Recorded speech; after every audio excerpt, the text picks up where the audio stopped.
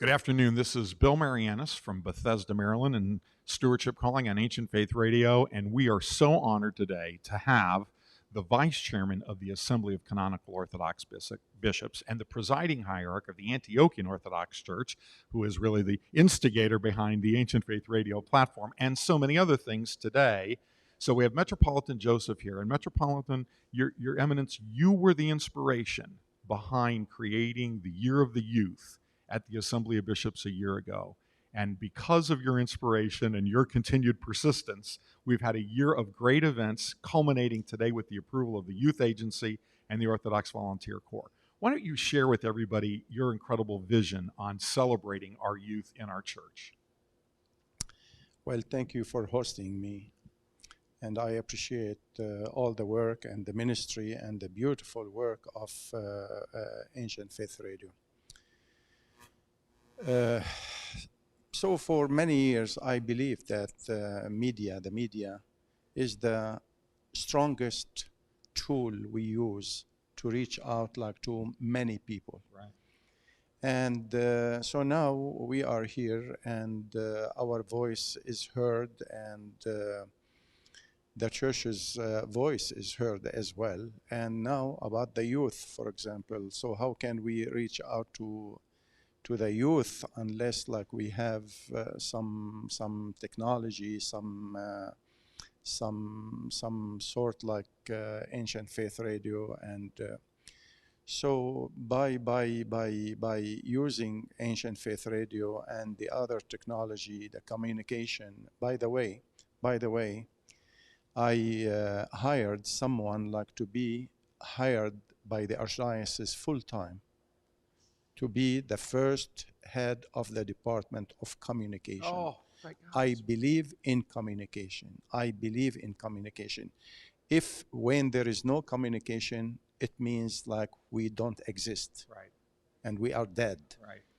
So therefore, I believe that the communication is the best way for people to know each other and to promote, and to spread our faith and our Bible and so forth.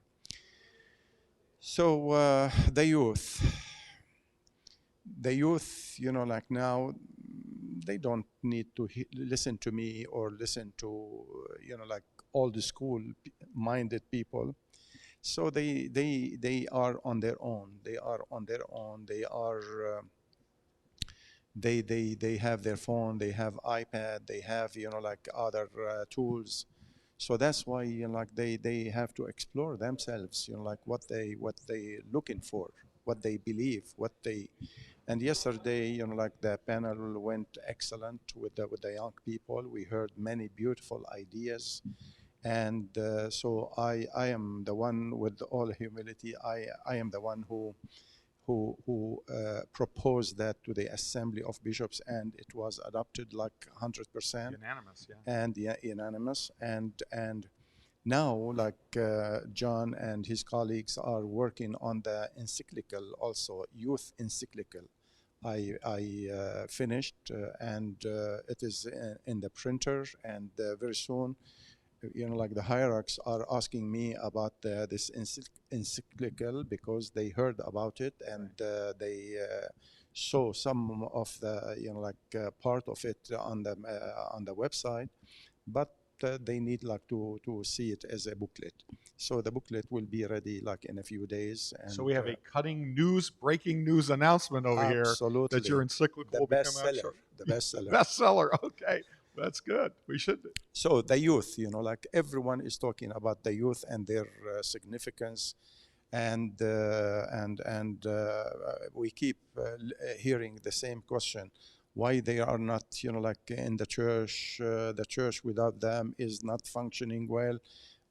They say dead, it's not dead, of course, because we're not talking about the building and right. about the quantity of the church in the church. We are talking about the holy body of Christ. So that's why, the church is not the number, right. And for things like that. So, but it's not right, to ignore the youth and their concerns and their challenges and their issues. And so we have to be ready to answer and to answer all their questions and to meet all their needs. Like now, if home, for example, and this is this message to every home, and thank God we have Orthodox homes everywhere, and we are proud of our people. But the parents at home, like because they keep they keep giving their children instructions all the time. Maybe the children are not ready to listen more from their parents. So that's why they come to the church. They come, like some meetings, some retreats, some camp ministry, some young adult professionals. So they come together and they find what they are missing and what they are lacking. So therefore, like we have to do everything we can as church leaders to bring them together and to answer all their questions. So we cannot. My ministry would be incomplete if I don't dialogue with the young people. Yes, and I mean, it's one of the things for the listeners who weren't able to tune in yesterday. One of the powerful things that you instigated that was so successful is last night we had a gathering at the Bible Museum in Washington, D.C., and you had a panel of young adults, a sophomore in high school, a senior in high school, recent graduates, somebody that was in college, and they were moderated and they were shared their views and their insights and their concerns and their passions and the things that were creating anxiety in them. And we had an opportunity to listen to them. What were some of the takeaways that you got from that? What were some of the compelling moments that you remember from that event? They need to be heard, and they have all the right, like, to knock on the door of the church. This is for them. The church is for them. And if we don't look for, like their what they are saying, what they are proposing, but they are, life will take them from the church completely, and they will lose their interest in the church, in the faith, in so that's why, like I say, like with all due respect to other, media sources. So they keep the media sources, the other media sources, the unchristian media sources, they keep 24 hours, like they repeat the same message until like we digest it.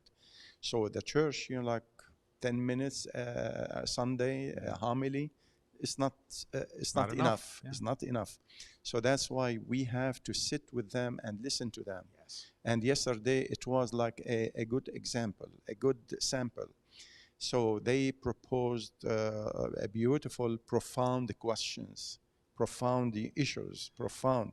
So my not criticism, but my comment, if you like, on the panel yesterday at the Bible of Museum of the Bible.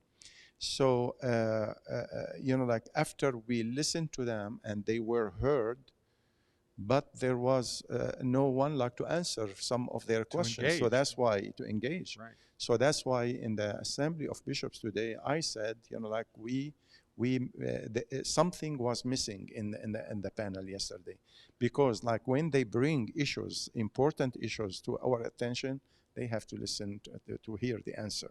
Right. So, for example, like when life pressures the young people, for example, and they say, oh, I need my marriage, for example, to be blessed on the beach or in Vegas or in in a park, for example. So no, we have at the church, and after the church, go anywhere and have the reception, and the priest would come or the bishop would come and bless your reception, and that is like a beautiful thing like to happen. But if we ignore the church completely from our life, so that is not right. Well, and I think one of the things that was so powerful, and I appreciate your saying this, is that in the meeting with the bishops, you didn't challenge them, but you invited them to engage in that dialogue, to follow up on the great points that those young people made yesterday, and said, now we have to carry the responsibility of engagement, right? Absolutely. And I suspect you feel that way with all of your clergy in the Antiochian Archdiocese. Bill, I assure you, that, as I said before a few seconds ago, my ministry would be incomplete if I don't listen and hear to our young people. Yeah. So they have something to enrich our ministry. They have something to offer. They have something to contribute into the church. So that's why they are main part of the church. They should not be like outsiders. Well, I want to thank you, Your Eminence, for taking the time. And for everybody that was listening, I want you to understand that the Vice Chairman of the Assembly made it absolutely clear that this year of the youth is not over at the end of this year, and that this is actually the beginning, isn't it? And it's not for 1 year, by the way. Right. We said it in the meeting. It's not for 1 year. Now we call it, like the year of the youth, but it's life of the youth. The life of the year. The And life that couldn't of be the- a better close to a beautiful opportunity. Your Eminence, we thank you again for all of your leadership and all of your wisdom and all of your encouragement and all of your prayers. Thank we you. wish you many, many years going forward. And that's us for us right now, but we're going to be back after a short break after a different break in the meetings of the Assembly of Orthodox Bishops with another one of our hierarchs to hear their great stories. Everybody have a blessed afternoon, and thank you.